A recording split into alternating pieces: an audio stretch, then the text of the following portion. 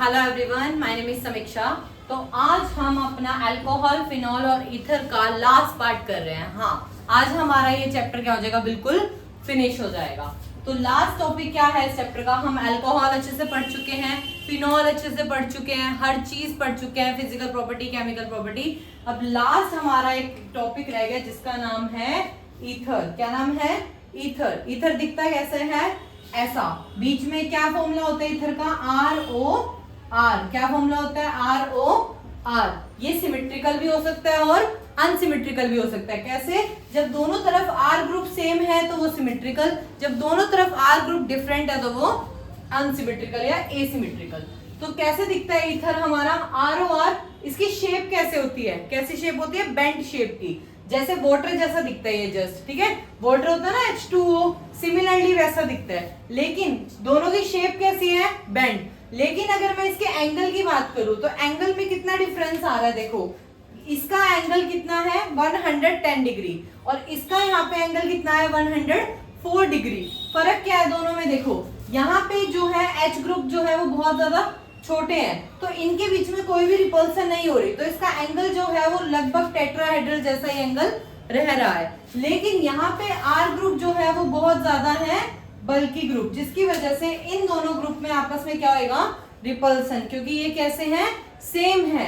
Repulsion होने की वजह से इनके बीच का एंगल क्या हो जाएगा? बढ़ जाएगा, और बढ़ के कितना हो जाएगा? 104 से 110। कितना हो जाएगा? 104 से 110 हो जाएगा। तो ये तो था इसका बेसिक की फिजिकल प्रॉपर्टी कैसा है। एक ही कैसा नेचर का होता है? पोलर नेचर का होता है। कैसा होता है? पोलर नेचर का होता है। इसका डाइपोल मोमेंट भी होता है, इसका डाइपोल मोमेंट भी होता है, जीरो नहीं होता इसका। ठीक है, डाइपोल मोमेंट की कुछ ना कुछ वैल्यू होती है। और क्या बात इसके बारे में बता सकते हैं?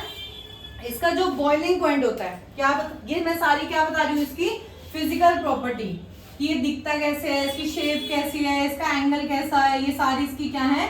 Physical property.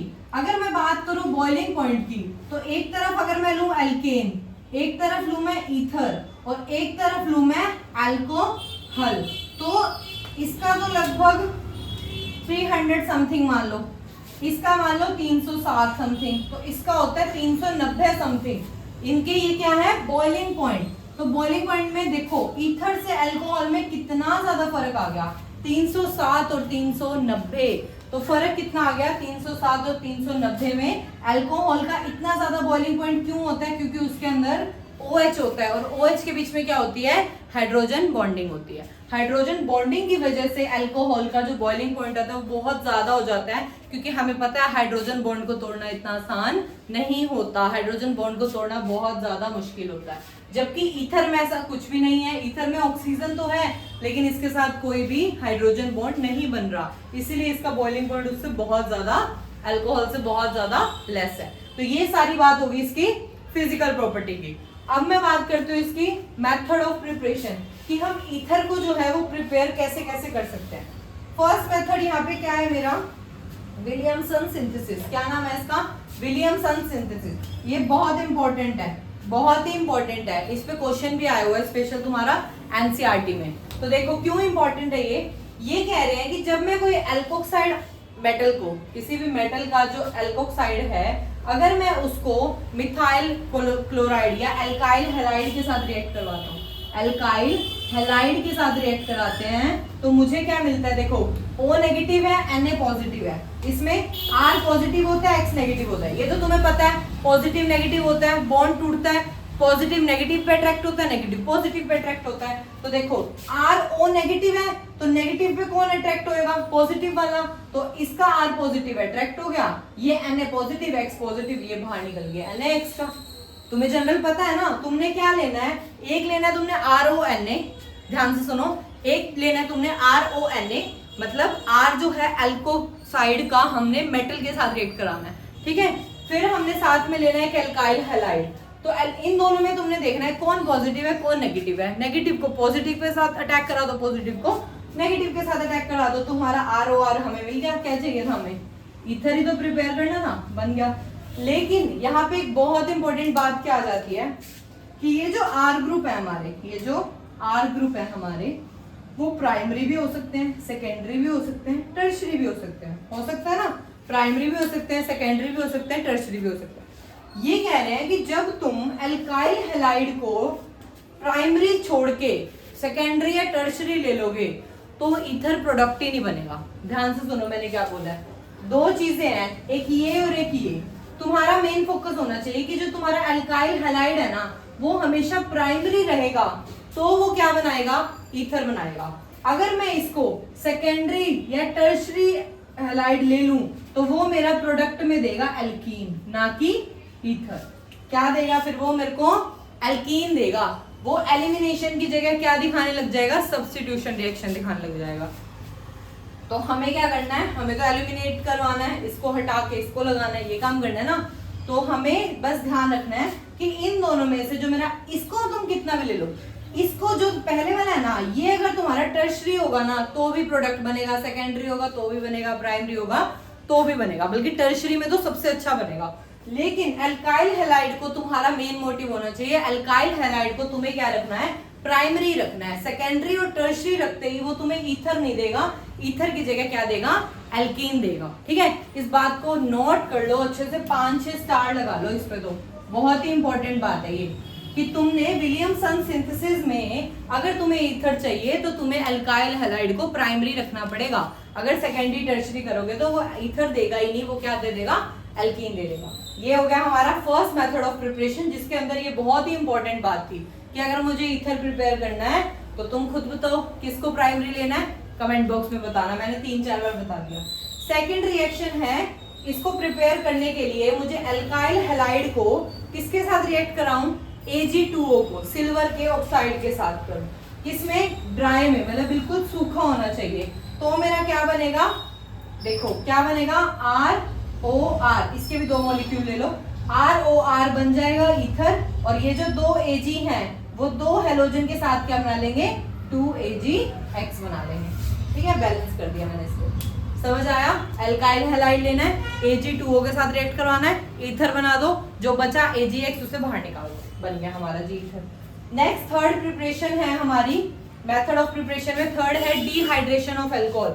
नाम में ही है, अल्कोहल है उसको क्या कराना है, डिहाइड्रेट, मतलब उसमें से क्या निकालना है, तुम्हें पानी निकालना है, डिहाइड्रेशन कराना है। तो मैंने तुम्हें ये वाली रिएक्शन पहले भी करवा चुकी हूँ, वहां मैंने जब अल्कोहल को पढ़ा रहे थे ना तो मैंने कहा था ये रिएक्शन दोबारा रिपीट होगी। वहां मैंने 3-4 कहा था, 140 डिग्री पे लोगे तो ये होगा, 170 डिग्री पे लोगे तो ये होगा। ठीक है, तो यहाँ पे देखो, जब मैं अल्कोहल को 140 डिग्री पे बर्न करती हूँ विद कंसंट्रेटेड H2SO4 तो मुझे क्या मिल जाता है, मेरा ईथर मिल जाता है। तो इसका ये टेम्परेचर बहुत इंपॉर्टेंट है, याद रखना। कितना, 140 डिग्री सेल्सियस पे जब मैं मेरे अल्कोहल को कंसंट्रेटेड H2SO4 के साथ रिएक्ट करती हूँ तो मुझे क्या मिल जाता है, मेरा ईथर मिल जाता है। ये सारे एक्सपेरिमेंट लैब में हो चुके हैं, ये तुम्हें क्या इक्वेशन की फॉर्म में जस्ट लर्न करना है कि तुम्हारे पास एक बीकर है, उस बीकर में तुम्हारा अल्कोहल है, अल्कोहल को तुमने बहुत ज्यादा हीट करा, हीट करके उसका टेम्परेचर लेके 140 डिग्री सेल्सियस तक, उसमें क्या डाला तुमने, कंसंट्रेटेड हल्का सा H2SO4। अब जो तुम्हारे रिएक्शन होने के बाद तुम्हें प्रोडक्ट मिल रहा है वो क्या मिल रहा है, तुम्हारा ईथर, और हमें प्रिपेयर ही क्या करना था, ईथर। ठीक है, तो ये सारी जो भी रिएक्शंस हैं ये सब लैब में परफॉर्म भी हो सकती हैं और हुई भी हैं, जिसके बाद तुम्हें ये यहाँ पे लिखा हुआ मिल रहा है, जस्ट तुम्हें लर्न करनी है चीजें। ठीक है, तो हमने कितनी मेथड ऑफ प्रिपरेशन देखी, इसकी मेन इतनी है। ठीक है, क्या क्या, Williamson synthesis, reaction with Ag2O और डिहाइड्रेशन ऑफ अल्कोहल। ठीक है, ये तो सारी वो रिएक्शन हो गई जो तुम्हारी कैसे है, मतलब उसमें है R जो तुम्हारा कैसा है, एलिफेटिक है।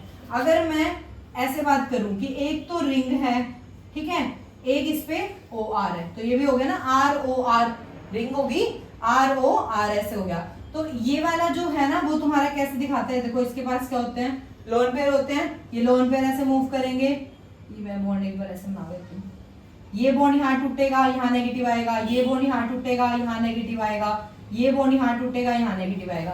तो इसमें भी क्या हो रहा है, यहाँ पे ऑर्थो पैरा डायरेक्टिंग ग्रुप है, मतलब यहाँ पे क्या हो सकती है तुम्हारी इलेक्ट्रोफिलिक सब्स्टिट्यूशन रिएक्शन बहुत इजी हो सकती है। क्या हो सकती है, इलेक्ट्रोफिलिक सब्स्टिट्यूशन वाली रिएक्शंस बहुत इजी हो सकती हैं। और ये कैसा शो करेगा, ऑर्थो पैरा डायरेक्टिंग। तो याद करो जब हम पीछे ऑर्थो पैरा डायरेक्टिंग वाली इक्वेशंस करके आए थे तो उसमें हमने देखी थी नाइट्रेशन, हैलोजिनेशन, हैलोजन ऐड कराना है, हैलोजिनेशन, नाइट्रेशन में HNO3 का NO2 ग्रुप ऐड करवाना है तो ले लो, क्योंकि हमें पॉजिटिव पार्ट ऐड करवाना होता है ना। सल्फोनेशन में SO3H ऐड करवाना है। तो ये सारी रिएक्शन तुम्हारी क्या है, एनसीईआरटी में प्रेजेंट है। तो वहां स्पेशली लिखा हुआ है कि जो हमारा रिंग वाला होता है ROR, ये रिंग वाला है, वो इलेक्ट्रोफिलिक सब्स्टिट्यूशन बहुत इजीली करवा पाता है, क्योंकि उसके जो नेगेटिव चार्ज आ रहे हैं वो ऑर्थो पैरा पे आ रहे हैं, और आने वाला अटैक कौन सा होगा, पॉजिटिव इलेक्ट्रोफाइल अटैक करेगा, इलेक्ट्रॉन लविंग। ठीक है, तो यहाँ पे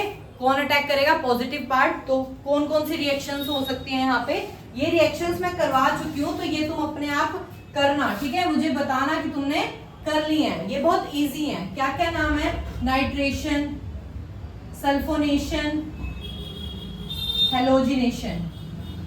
ठीक है, हेलोजिनेशन, ये सारी कैसी रिएक्शंस हैं, इलेक्ट्रोफिलिक सब्स्टिट्यूशन रिएक्शंस हैं। ठीक है, तो हमारा चैप्टर जो है वो यहाँ पे खत्म होता है। इसकी कुछ और बातें हैं हल्की सी, वो और देख लेते हैं, ताकि तुम्हें कोई भी कमी न रह जाए कि तुमने एनसीईआरटी में ये बात पढ़ी और मैंने तुम्हें नहीं बताई है। ठीक है, मैंने वैसे मेन बेसिक सारा बता दिया ईथर का, फिर भी एक दो पॉइंट और रह जाते हैं, तो वो हम आप भी देखते हैं।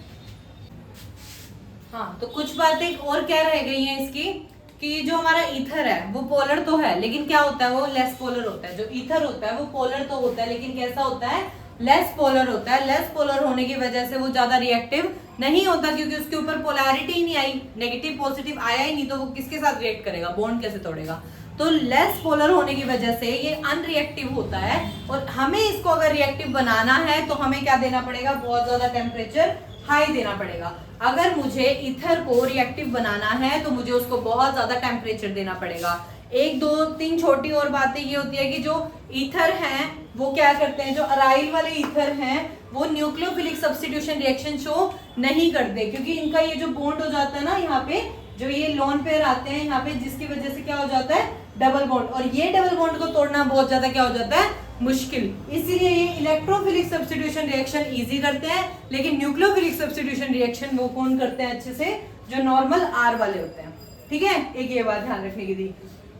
तीसरी बात, ये जो ईथर होते हैं ना, वो लुईस एसिड, जैसे हमारा BF3 है लुईस एसिड, तो उसके साथ कैसे बनाता है, कोऑर्डिनेट बॉन्ड बनाता है। देखो यहाँ मैं लिख रही हूँ, ब्लू वाले से लिख देती हूँ मैं, क्या बोल रही हूँ मैं, कि जो ईथर होता है, ये जो ROR वाला ईथर है, तो ये जो ऑक्सीजन है इसके बाद लोन पेयर होने की वजह से ये कोऑर्डिनेट बॉन्ड बनाता है, किसके साथ, BF3 के साथ। क्योंकि जो BF3 में B है, जो बोरोन है, उसके पास क्या होता है, vacant P orbital. Vacant orbital होने की वजह से और ऑक्सीजन के पास लोन पेयर होने की वजह से ये इसके साथ कैसा बॉन्ड बनाता है, कोऑर्डिनेट बॉन्ड। इनके बीच में कैसा बॉन्ड बनता है, कोऑर्डिनेट बॉन्ड। तो ये छोटी मोटी बातें थी जो तुम्हें ईथर के बारे में ध्यान रखनी थी। उसका बॉइलिंग पॉइंट बता सकते हो, उसका नेचर बता सकते हो, उसकी शेप बेंट है, उसका एंगल बढ़ क्यों जाता है, क्योंकि जो R ग्रुप है वो थोड़े बल्की ग्रुप होते हैं। ठीक है, उसके बाद हमने इसके मेथड ऑफ प्रिपरेशन में सबसे इंपॉर्टेंट विलियमसन सिंथेसिस है।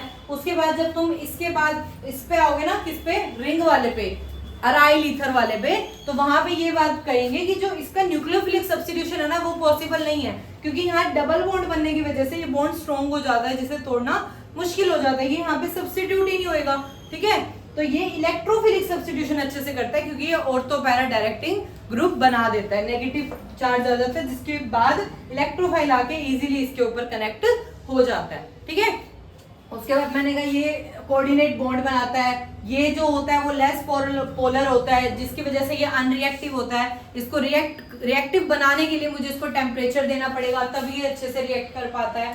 ठीक है, तो ये सारी बातें थी तुम्हारी ईथर की। ठीक है, स्क्रीनशॉट लेना, स्क्रीनशॉट ले लो।